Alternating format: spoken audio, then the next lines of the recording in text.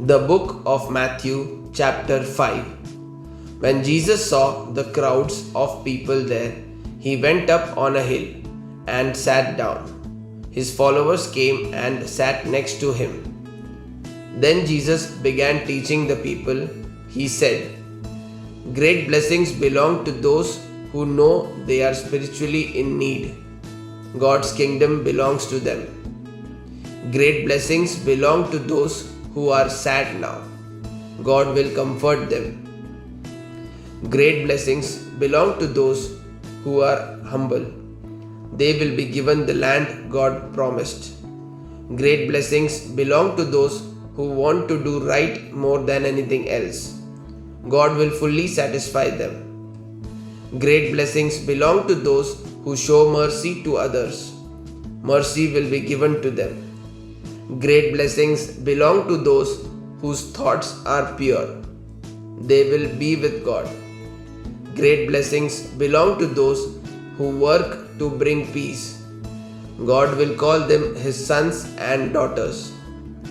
Great blessings belong to those who suffer persecution for doing what is right. God's kingdom belongs to them. People will insult you and hurt you. They will lie and say all kinds of evil things about you because you follow me. But when they do that, know that great blessings belong to you. Be happy about it. Be very glad because you have a great reward waiting for you in heaven. People did these same bad things to the prophets who lived before you. You are the salt of the earth.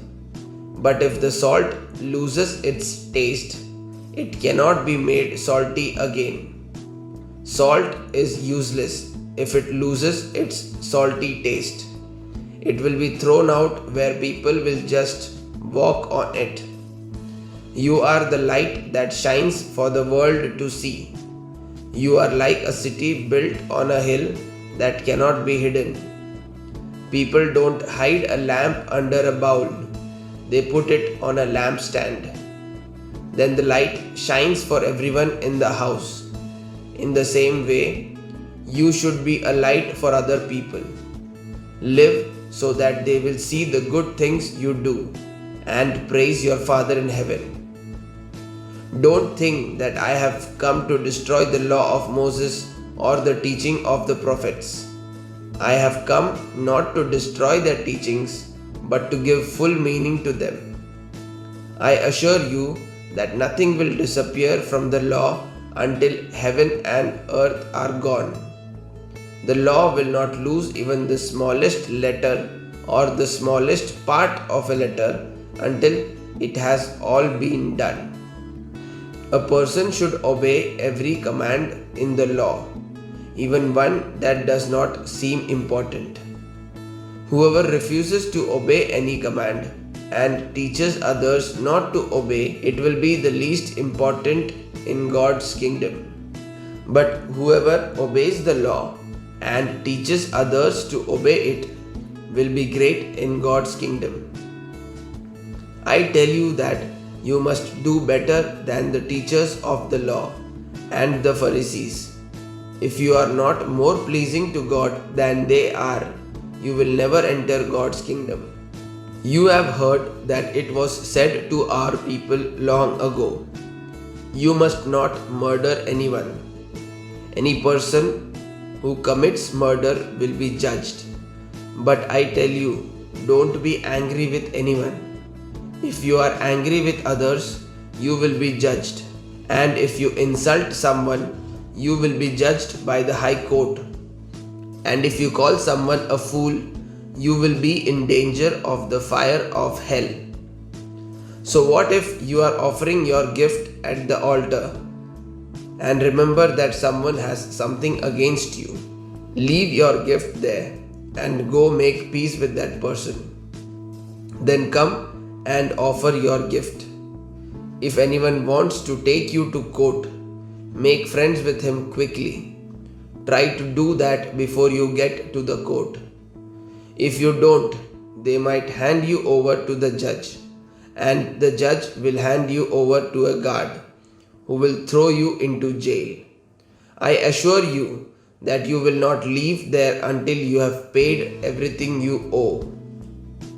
You have heard that it was said, "You must not commit adultery."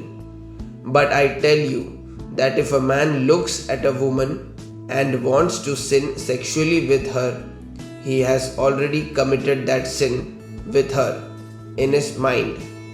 If your right eye makes you sin, take it out and throw it away. It is better to lose one part of your body than to have your whole body thrown into hell. If your right hand makes you sin, cut it off and throw it away. It is better to lose one part of your body than for your whole body to go into hell. It is also said, "Any man who divorces his wife must give her a written notice of divorce."